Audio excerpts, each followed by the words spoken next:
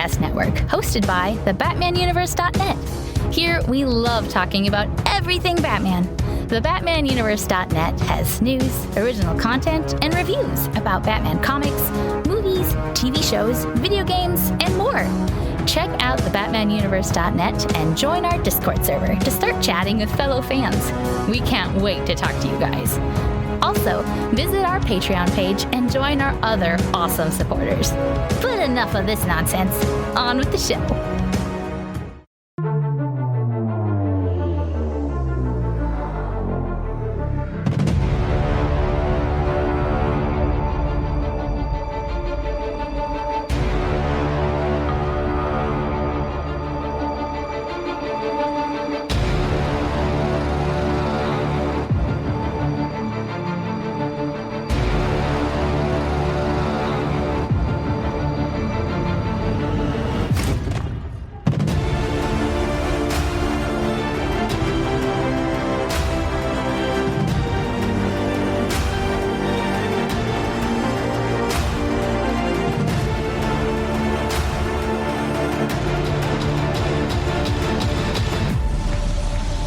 Hello, and welcome to the Batman Universe Comic Podcast, Season 16, Episode 8.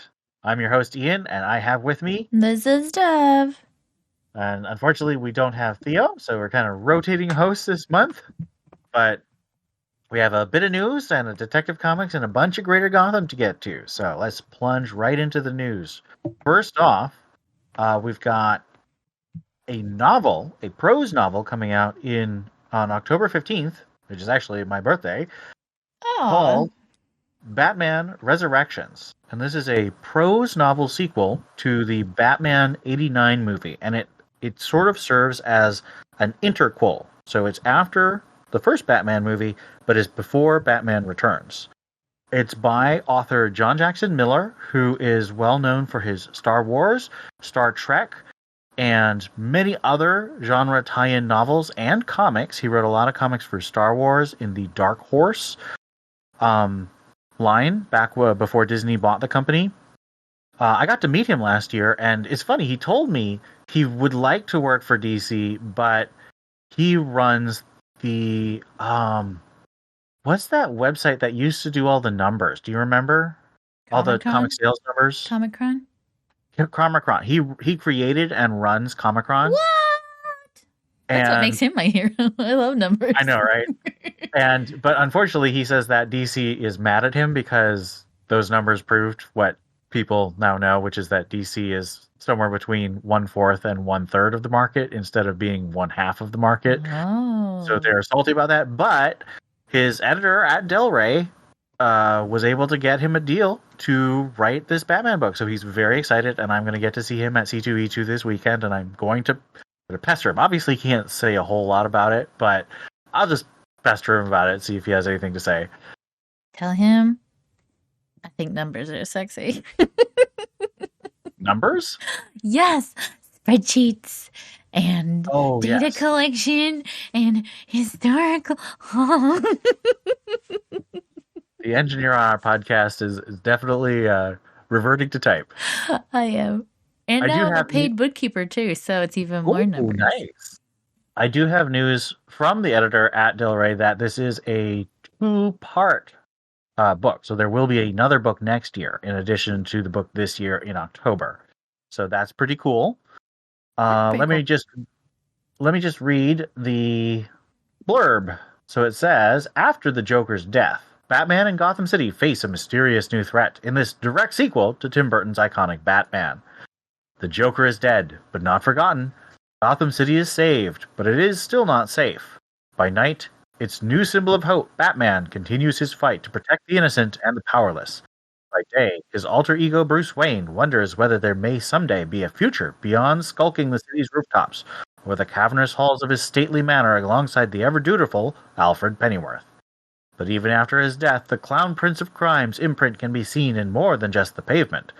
Remnants from the Joker's gang are leading wannabes fascinated by his bizarre mystique on a campaign of arson that threatens the city, even as it serves greedy opportunists, including millionaire Max Schreck. And survivors of exposure to the Joker's chemical weapon Smilex continue to crowd Gotham City's main hospital. To quell the chaos, Batman needs more than his cape and his well-stocked utility belt. Bruce Wayne is forced into action, prompting a partnership with a charismatic scientist to help solve the health crisis.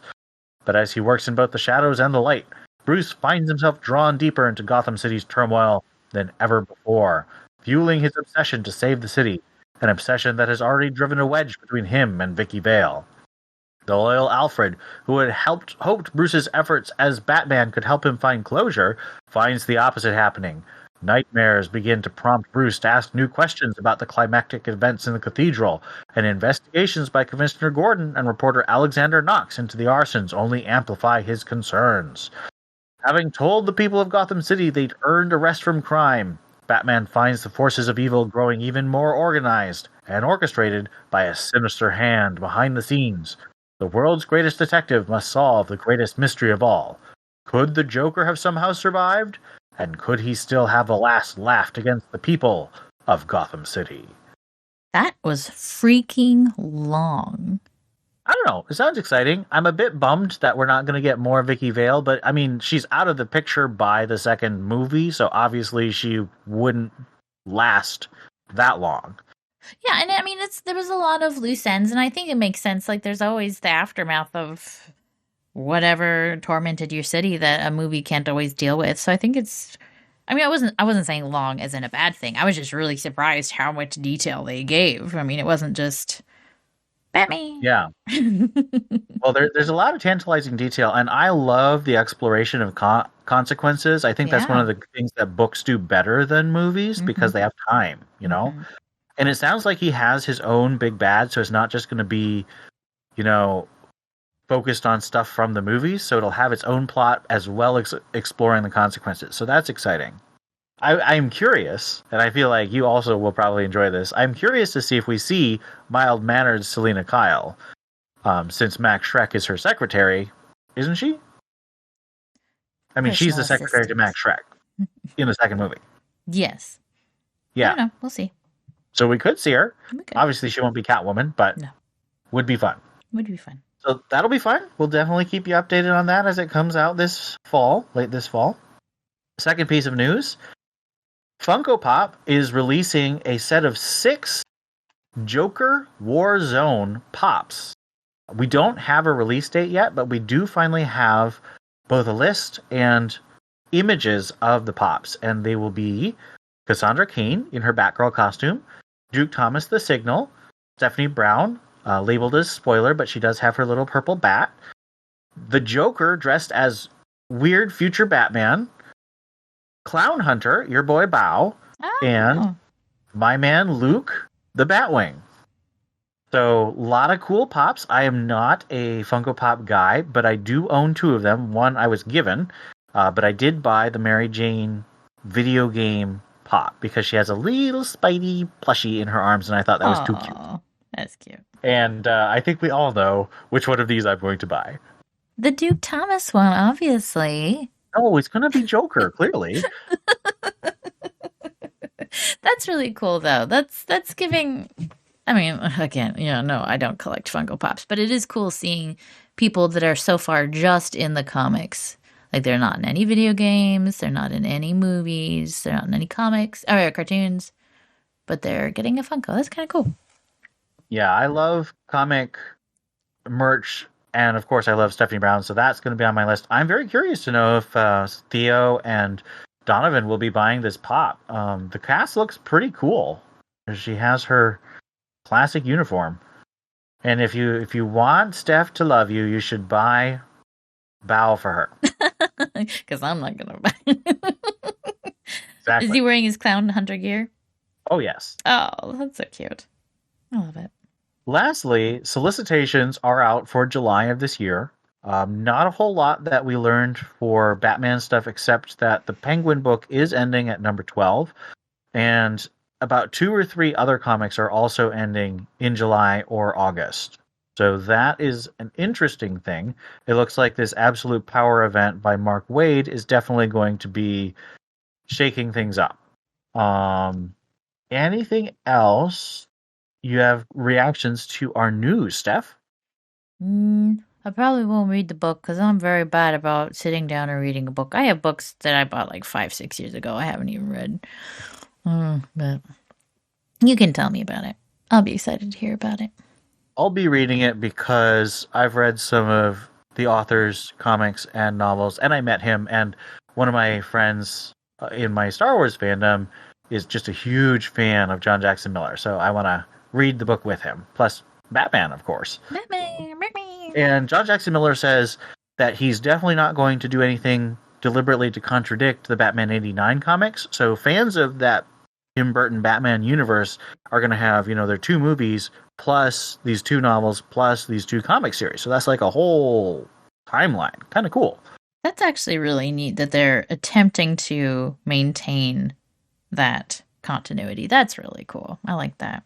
Yeah, I agree. I think it's cool. I think part of me wishes that they would keep the other 2 movies in continuity because they do have the same Alfred, but I also understand that they're just really different movies. So it makes sense to try and keep the 2 movies by Burton kind of in their own universe. Oh yeah. I'm not criticizing it. It totally makes sense. I really like Batman Forever. I'm not saying it's good, but I really like it. I liked Batman Forever too. I was a big Chris O'Donnell girl. And we also have people at TBU who really love Batman and Robin. I wish I could enjoy that movie. It gives me a headache. Alicia Silverstone, come on! She is not a bad part of that movie. It's just there's a lot of bad parts of those movies. Take 2 and call me in the morning. Like Bane? Blow up Doll Bane? Oh, that movie's so horrible. You're talking to the girl who loves Batman Ninja. I get all the sympathies on the server. Oh, Steph. I thought you mean that sort of semi-anime movie? It's not semi-anime. It is anime.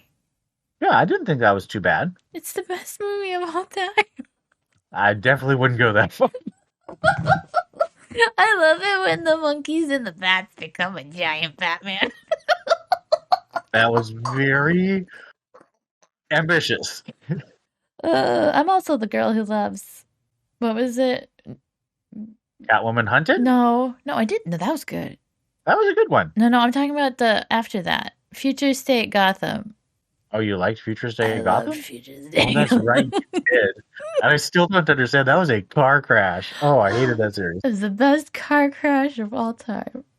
With Damian being weird Batman from hell and Nightwing being a drug addict who kills himself. Like, what in the world? Oh, it's so good. Oh, hold on, I gotta make sure I buy it. I forgot to buy it and trade. What? I own one issue of that. I don't know any of them. I need them all. I own the issue where Steph was on the cover, of course. Actually, I gotta make sure I don't have it. Maybe I do have it. No, I don't think I do. Oh, it's available in paperback now. Ah. It's only $11 for the second one. Oh man. Yeah, because no one liked it because it sucked. So good. I'm ready. All right. Okay. Let's move to our review, and we only have our Detective Comics review, so that's issue number 1084.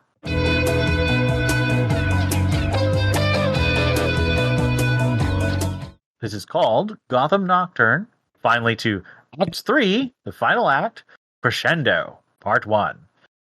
Writer is Ram V, artist is Javier Fernandez, colorist is Dave McCaig, and of course, covers by Evan Cagle and several variant covers, including a Jim Lee Azrael cover from his Pandemic sketches. So, definitely cool Azrael art.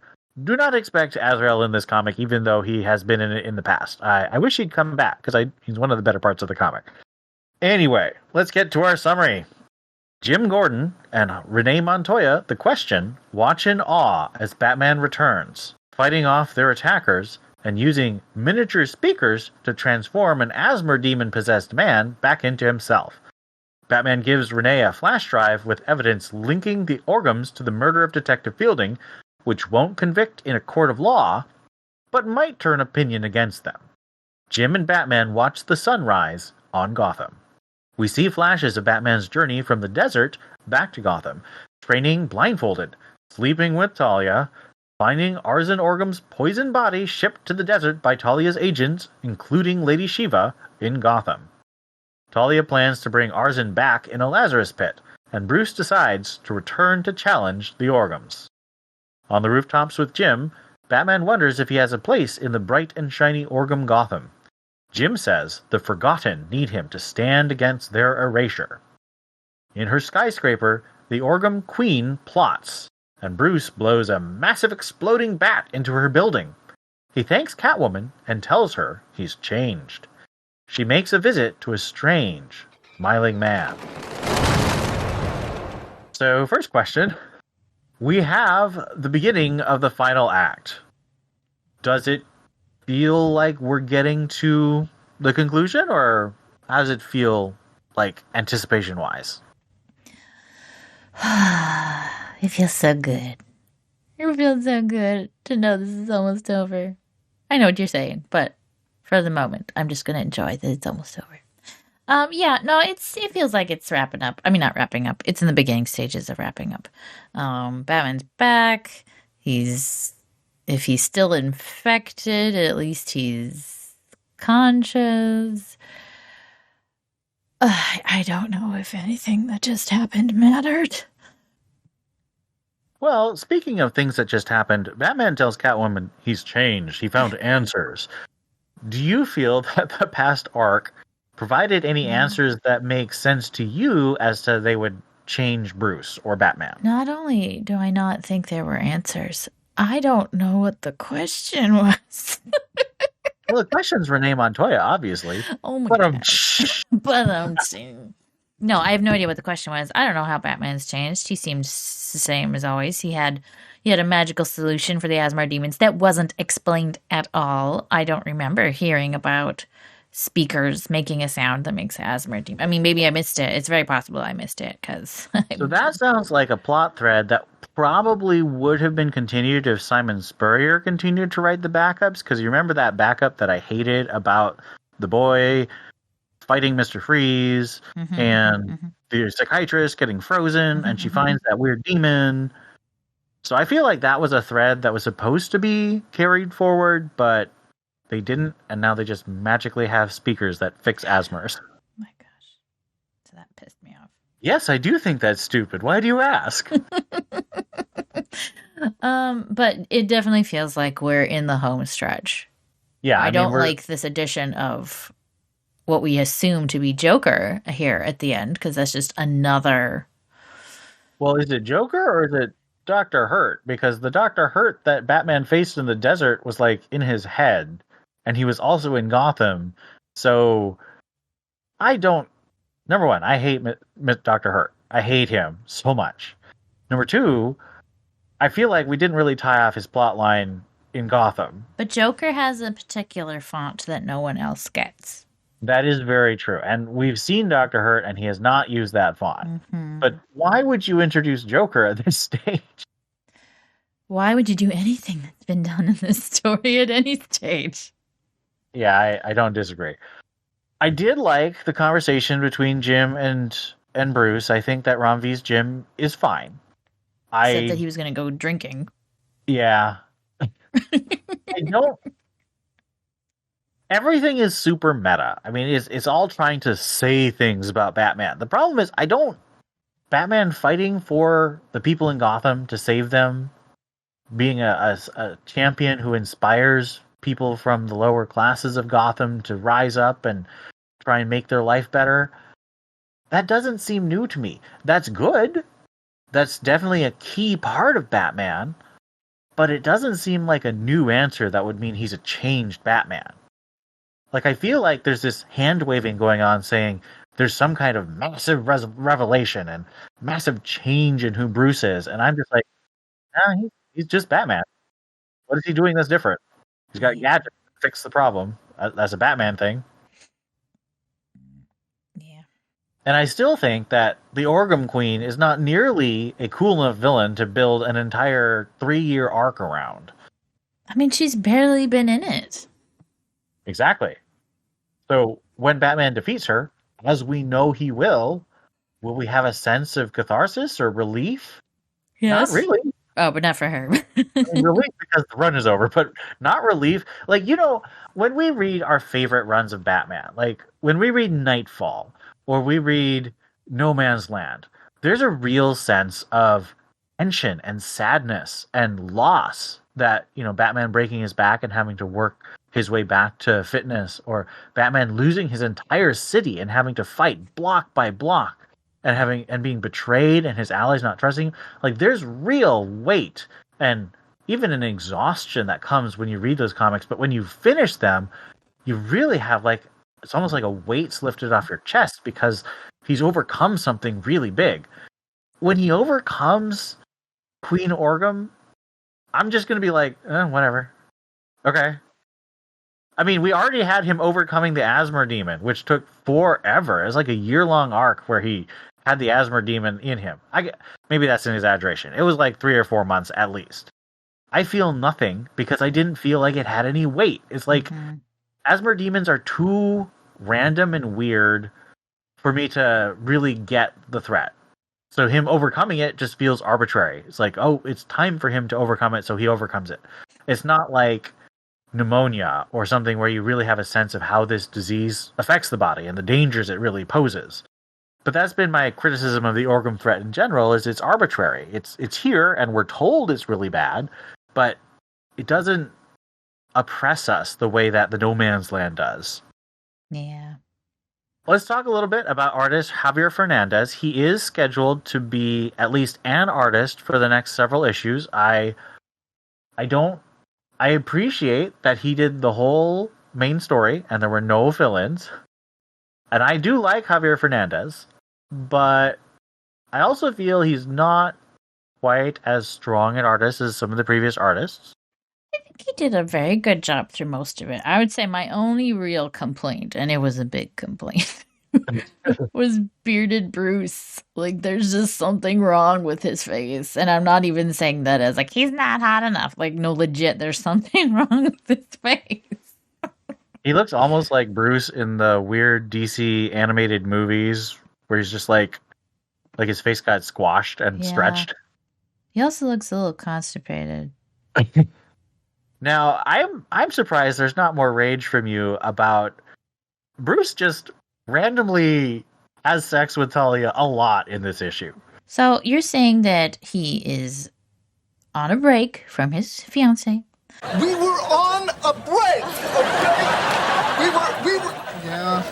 And he's been high for who knows how long, a year at least, right? And he's been in a weird headspace, and he gave into a little something with his baby mama. And I think that's so great. I'm not happy comics, with it. In comics, in entertainment. If this was a real relationship, he gets slapped by Catwoman once he gets back. But he leaves Talia. In fact, I love the part where he's like, what are you even doing here, Talia? I don't know what Dahlia's doing. Like, apparently this whole thing is because she feels a debt to Arzen Orgum because her father betrayed his father. Yeah. I'm like, that all why didn't make does sense she to me. care?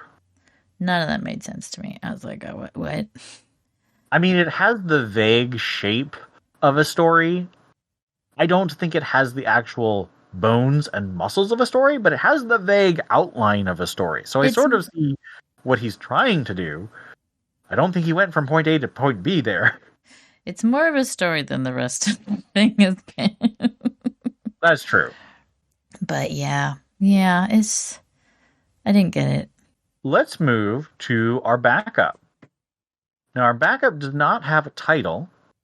It is a Cassandra Cain Batgirl story, and it's written by Alex Pocknadel, who is a British writer and friend of Ramvi, and I actually got to meet him last year, and he wrote a Cassandra Cain... Actually, did he write Cassandra? No, he wrote DC vs. Vampires spin-off, and that's what I got signed by him. But he's very nice. I'm not super impressed with his writing, though, but we'll get to that. Art was by Robbie Rodriguez, who did a bunch of the art for the Batgirls series recently, and also did a bunch of Spider-Gwen art 6 years ago. I think he's actually a co-creator of Spider-Gwen. And colors are by Patricio Del Pesce. Cassandra Cain Batgirl patrols the waterfront in Gotham, still a haven for crime the Orgums haven't eradicated yet. She sees Lady Shiva, her mother, managing the transportation of a coffin, which we see in the main story belongs to Arzen Orgum. Cass attacks, but Shiva knocks her down and mocks her. Asmer demons attack, and Shiva persuades Cass to help her fight them off. Though she takes many injuries, she manages to knock out the Asmer demons without killing them. She tells Shiva a safe route from Gotham's waterways, and Shiva tells her not to be Batman, but to be what he wanted her to be. So, I'm a bit bummed that Theo's not here because I had a ton of questions for him as a big Cass fan. And I am a Cass fan, but obviously I'm more of a Steph fan. Maybe we can get him to add a little something. Hopefully, we can pester him. So, how did this feel to you in terms of Cassandra's voice and skills? Well, so I don't know Cassandra as well. But I was really confused because, I mean, again, I keep saying I'm going to go reread it, and it's just a lie. I'm not going to do it. But Lady Shiva is the one that came back, right? And was developing a relationship with Cass, or am I remembering the wrong girl? I think that's Cheshire. That was Cheshire and Shoes. Develop a relationship with Leon or Shoes. Okay. They're very similar, yes. They're very similar. Okay, then never mind. Okay, then this is a lot more forgivable. That was a little weird. I didn't quite understand why Cass was a cinder block and she was all clunky and chunky, and I didn't get it. I don't know. I don't know Cass well enough to say that this wasn't her voice, but from what little I know of Cass, it was really weird. Which I guess is the point. She's in a weird headspace, but I didn't quite get how this conversation with her mother made things better. Yeah, I asked some of our bigger Cass fans, including Theo and Donovan on the server about this. Let me read what they said. Where was it? So Donovan said it was super neat, but he hasn't been keeping up with Detective. So apparently he didn't have a big problem with it, but he did say it was neat. So that's one of the biggest Cassandra Cain fans you will ever meet, Donovan. The art was really cool. Like, she looked really cool. So I have a complicated feeling about Robbie Rodriguez because I think he is a person who has acted very badly in the past. But that doesn't mean his art is bad. Mm-hmm. He drew a bunch of stuff for Batgirls, as I've said, and he was my least favorite artist on that series, and I say this as someone who likes the weird artists.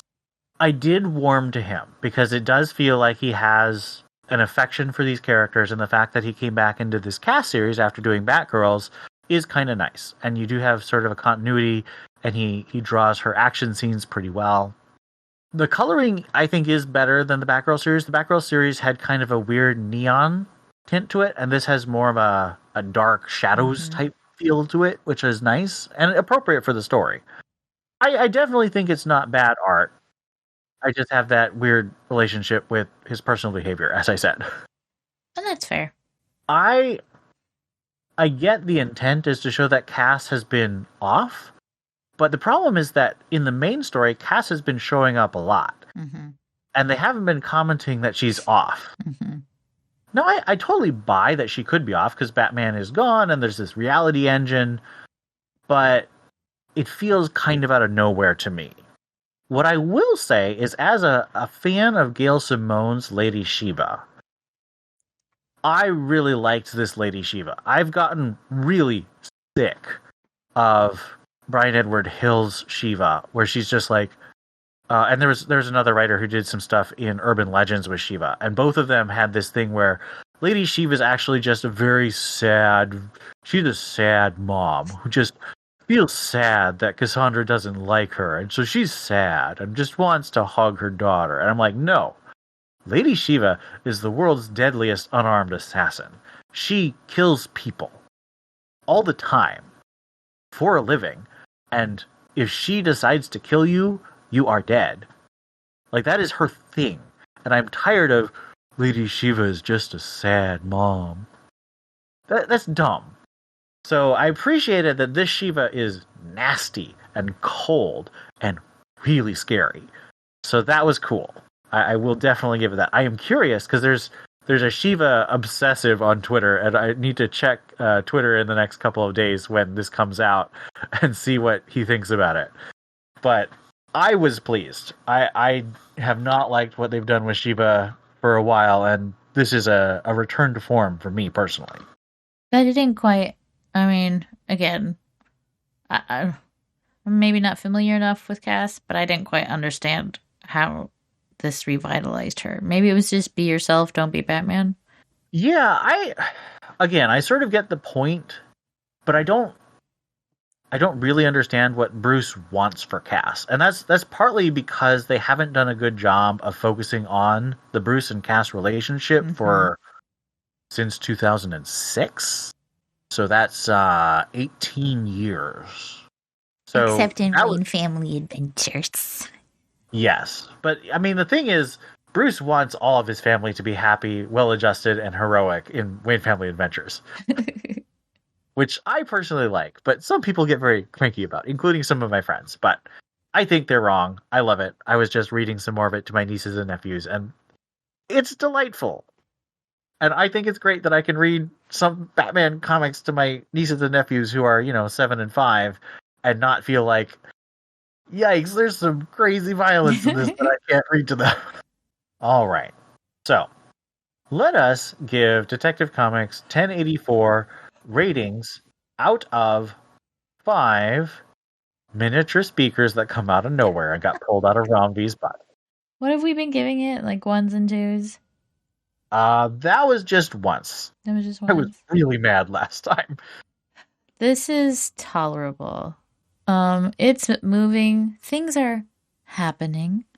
I will say 3. A very generous 3. Yeah. I'm giving this a 2.75. So it is above the absolute middle, and it's definitely a big step up from the 1 I gave it last time because I was so angry, and I'm still very angry. But, no, I'm just not mad this time. So I still think it's stupid as all get out, but I think the promise of an ending is definitely making me less angry too. That gives us a 2.88 average. Hey, you got a second? The Batman universe is looking for Batman fans with something to say. If you're interested in writing reviews of your favorite Batman books, or you want to contribute original content with articles like The Top 10 Forgotten Batman Villains, or Why Dead Didio's exit from DC was the worst thing to ever happen, then we want to invite you to join our TBU staff family as a writer. Just reach out to our email, tbu@thebatmanuniverse.net, and let us know that you want to become one of our writers. It's that easy. And honestly, there's no reason not to. You get exclusive access to our TBU staff Discord server, you get early access to comics, and you meet a lot of cool people. What are you waiting for? Email us at tbu@thebatmanuniverse.net and let us know that you want to become one of our writers. Let's move to Greater Gotham.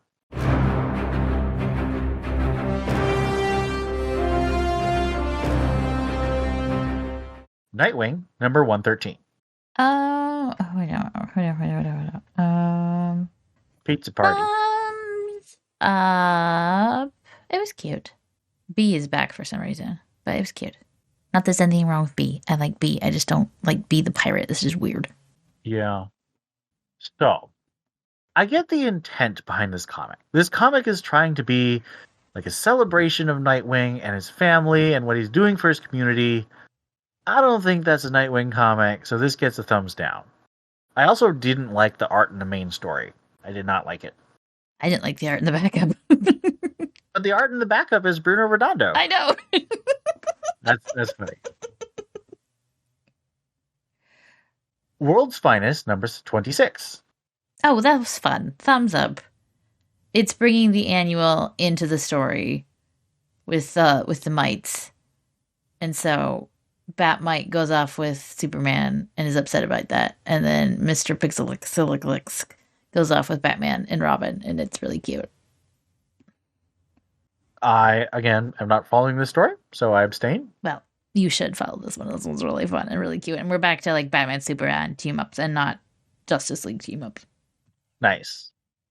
Catwoman, number 64. And I'll just get this out of the way. I did not read this. So, What did I say? Oh, crap. I forgot to write down my rating and I've blocked it from my memory since then. are you telling me it's not a thumbs down? No, it is. It is. She's in space for some reason. She's destroying a satellite, so she steals an experimental aircraft. And then for the first time in comics, they acknowledge, hey, re-entering the Earth's atmosphere is in fact very dangerous and you could die. And so she does, and she vaporizes, but then she's fine. I don't. So science thumbs up, story thumbs down. Yeah, I don't know. I don't know why she's going to space. I don't know why she had to destroy that satellite. I don't know. I feel like there was another way to do it, but whatever. Batman Offworld, number 4. Oh, I didn't read it. I was counting on Theo to have read that one. No, I'm the one reading this Oh, one. you're the one reading that one? Yeah, so I read it. Art continues to be very cool. I have to say, even though, so I'm giving this a thumbs up, but I don't understand why this is a Batman story. Honestly, this reads a lot to me like the Flash 1 Minute War comic that I really liked last year. I mean, it's Alien DC Hero versus Alien Empire. And also it has a lot in common with the War World saga with Superman in Action Comics for the last couple years. So it is not bad, but I don't see why it needs to be a Batman book at all. All right, the Brave and the Bold, number 12. I only read the map story, and it was delightful. It was wonderful. Did Thumbs this up. wash the taste of weird beard Bruce out of your mind? Oh, it did. It did. He had a happy trail. It was wonderful. I will say I actually like downright gasped because when he's fighting the vampire lady, like she morphs into his girlfriend, whatever her name was. And for a second, I was like, oh, was she evil the whole time? I was like, wait, no, that doesn't make any sense. Especially if you've read Gotham Academy and realize that Isla McPherson has been around for like 8 years. Oh, I know, I've forgotten about that. But I was like, wait, hold on. Continuity-wise in this story, that doesn't make any sense. And then it wasn't. It was just an hallucination. I was like, oh, thank goodness.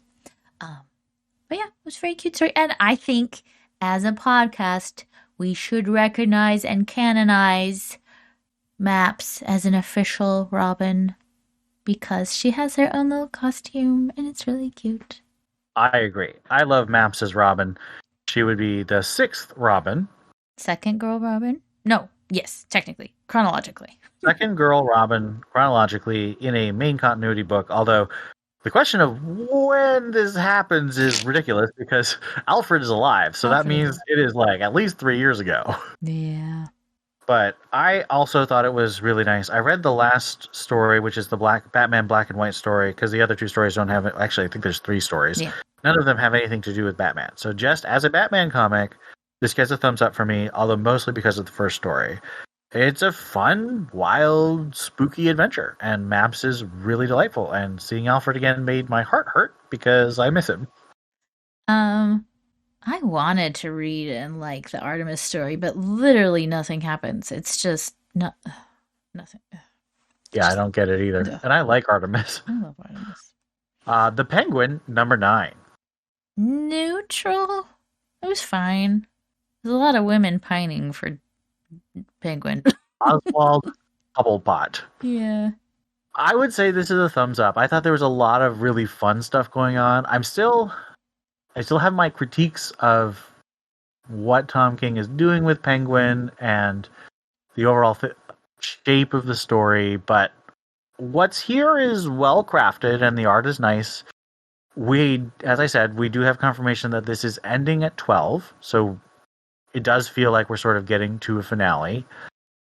I didn't feel like it was that different from last week or last issue. I think that's why I gave it a neutral. It was a couple of things new that happened, but all in all, it seemed like it's just a continuation of jerking on Batman and him being, oh, you're not jerking me around. I know you're doing that. Anyway, whatever. Yeah. Well, I mean, as you say, I mean, one of the big things about this particular comic is we're seeing Oswald's sexual relationships. Mm-hmm. It's interesting because originally Tom King said this was going to be an ongoing because he wanted to get away from 12-issue minis, and this is turning into 12-issue minis. So, whatever. Whatever. It does. I have heard that Penguin is just not doing well in sales, which is probably why they're canning it. Mm-hmm. It's decent. It's very decent. Fine. I'm not a villain Yeah. book, and Penguin's not one of the villains that I'm more interested in, but Tom King's done some interesting stuff, even though it's the same stuff he always does. Bunch of ex-military spies popping their noses into Gotham for some reason. Lastly, we have the Wonder Woman #8 backup story, in which Trinity goes time traveling to research. Well, hold on. I do want to say, I would have read Batman Dark Ages, Dark Age, but it wasn't on the server for me to read, so I will read it for next time. Okay. All right. Wonder Woman #8 backup only. Trinity goes time traveling for her school project. Thumbs up. That was so funny. That was really funny. Although it's basically one joke, which is that Trinity does something wacky in the past and it changes everything in the future, and Damian and John turn into chickens and women and all kinds of random stuff. But it was pretty funny, and the art was delightful. It was definitely not a throwaway, but a non-consequential change the world kind of story. Very cute. Always loved. Well, there's a reason I keep putting this on the schedule. All right, let's see about listener feedback. Had a lot of good conversation. I don't know if any of it's really extractable because it's really a conversation, so there's a back and forth. But yeah, definitely continue to comment on the podcast on the server because I enjoy the conversations we have there, and it does inform what I think about the next time we review that title. So keep that in mind. Okay. That brings us to our Patreon. Thank you to all the people who support at a certain level. Thank you to Lisa Slack, Ed Grouse, Johnny McCloskey, Ian Miller, Captain America, David Richards, Joshua Lappenbertoni, Caspian73, Donald Townsend, Rob O, Brennan Roberts, and Stephanie Mouse. Thank you for keeping our episode archive on the server and our continued episodes on the web. We really appreciate that, and we look forward to bringing you more interesting content as we continue producing it. And that's all we have for our podcast today. Until next time, this is Ian. This is Steph. And hope to hear you again in the future. What? Yeah, because I already said something, I felt like I couldn't do my normal outro, so oops. Do you want to do another one? Nah, I think it's good. It's good? Okay.